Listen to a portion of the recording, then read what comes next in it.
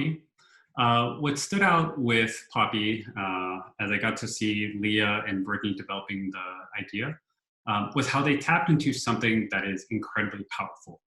And so what they did is they actually ended up co-designing the product with their users and the people who would be on the platform. And so throughout the whole design process, as they had different decisions, as they were wondering what would be the right way or the right feature to implement, rather than just coming up with ideas out of the air, they would actually get these sessions together where they would then brainstorm and facilitate conversations to find out what was the ideal way for their users, which led to generating more ideas than they could have ever have come up with on their own. And as you get to see their platform, I think it also led to a platform that is a lot more authentic for the people that it's trying to help. So Brittany, take us away. Emiliano? Yes. All right. Well, thank you everyone for joining us today. We are really happy to be here with you all, especially over the web. And we are Brittany and Leah. So we're excited to close out the class of 2020 capstone presentations with you this afternoon. And we'll begin with a story. So this is Holly, and she recently slipped and hit her head during a shift at work. And when this happened, management didn't take her fall all that seriously. However, she couldn't return to work for weeks afterwards, and couldn't afford to get medical attention either. So she didn't know what to do or who to go to for advice when this happened. And Holly is a stripper, so she fell while working at a club in Dallas. And she suffered because there were no systems in place and no resources to provide assistance or guidance for her on this, like when this happened. So Holly was on her own. And while Holly's experience may feel really specific, there are so many people just like her every day. In the industry of sex work, women are putting their bodies at risk, often with no systems of support or networks. And that's just stripping and full service. So when advocates use the term sex workers, they're referring to people who actively participate in a variety of sex-based work that go beyond just these two roles. And the work is as varied and diverse as the people who choose to perform it and also the people who benefit from their services. And by acknowledging how encompassing the work is, it's even more alarming that sex work is the most dangerous job for a woman in the United States. The consequences of being on your own are even greater for some. Full service sex workers have a homicide rate of over 200 per 100,000 people. And this is in contrast to the second most dangerous job for a woman, which is a liquor store employee with 4 per 100,000 people. So this is why Brittany and I chose to spend the last 6 months of our time working to support the safety and agency of women working in the sex industry in the US. We did research with 20 different women across many different professions, a wide variety of ages, and in a variety of contexts in their homes, in public places, and online, wherever they felt most comfortable. Our participants were mostly from the Austin area, but we were able to speak with women from cities all over the nation and even abroad. We learned so much from all of these discussions, but there's one key theme that emerged.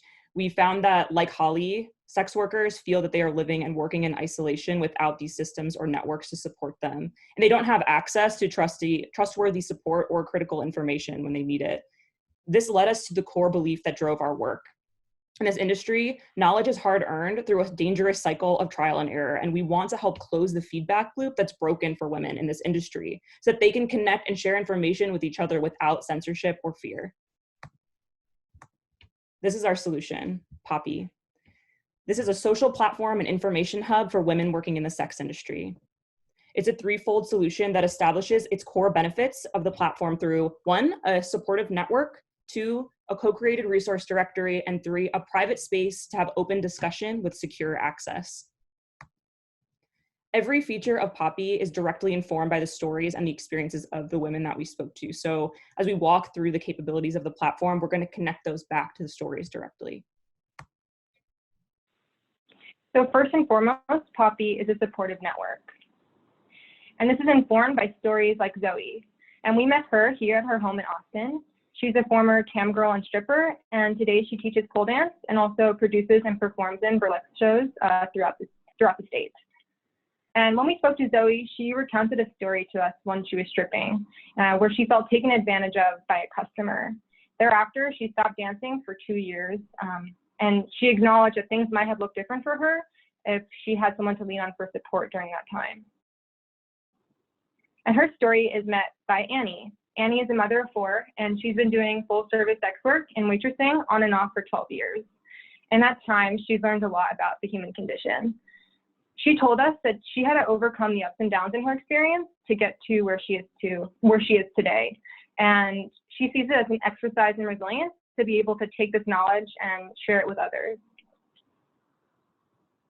So Poppy should connect people like Zoe and Annie so they can share their experiences and benefit one another. And Poppy's core functionality is a reflection of that goal. So if Zoe had access to the Poppy forum, she could browse her custom feed to find content that speaks to her experience and find posts from people like Annie who have stories to tell and advice to give. And all this content is self-vetted through a series of upvotes. So the most resonant stories and reliable information rise to the top. And Poppy also stands out by giving Zoe the option to identify her post as a question. So this allows other users to know that she's looking for an answer or seeking some form of advice. And Poppy also celebrates users for who they are. So within their profiles, Zoe and Annie can express their interest and expertise in the Knows About section. That way other users can search for and connect to them based on this. And Poppy offers channels, which provide a space to commune over shared attitudes and common interests.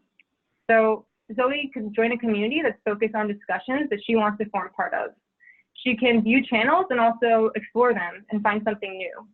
And these channels are all established and monitored by a group of moderators to ensure that respectful open dialogue is the basis for all engagement.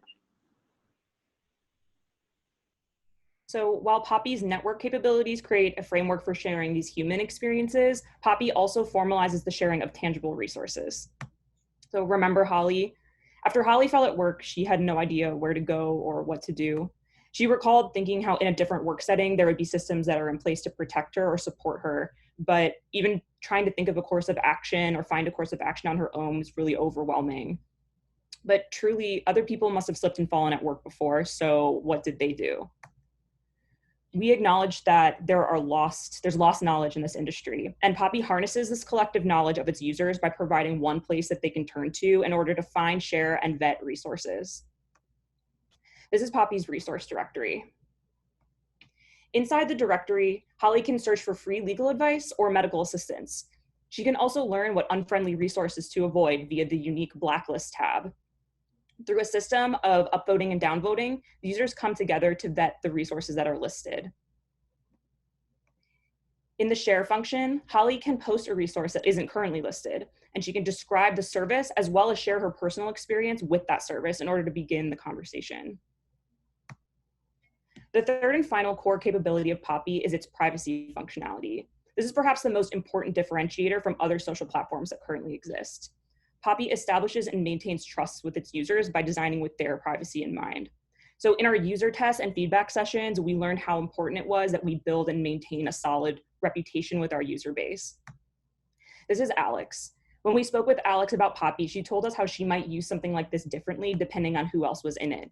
She told us she wanted this to be a group effort and commitment to safety of the community, and that she'll feel most assured if she knows that all users went through the same process to get in as she did. The value of Poppy exists in a secure space. Open and honest discussion is only possible when all of its users can truly trust one another. This is reflected in Poppy's rigorous onboarding process. This is the easiest way that we can establish trust in the form of guardrails that are meant to keep the right people in and the rest out. Poppy's onboarding will use a third-party wallet credential, which allows Alex to verify that she is who she says she is without having Poppy store any of her personal data. With the credential wallet, Alex can upload her personal documents directly to her wallet, and all Poppy has to do is check that it exists and that it meets the requirements. Acknowledging that not all users have a digital footprint and that not everybody will be able to provide every credential, Poppy will create a tiered access model to provide limited access and build trust with its users over time. So with all that said, we believe that women in the sex industry should not have to exist in a silo.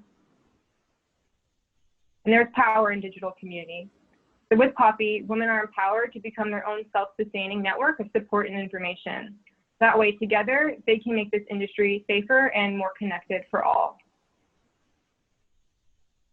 So how you can help us? Well, we're really pleasantly surprised to garner over 90 signups for Poppy so far. We need all the help that we can get. So if you or anyone that you know might like to participate in user testing, we're going to continue working on this post-graduation, and we would really love to connect with you.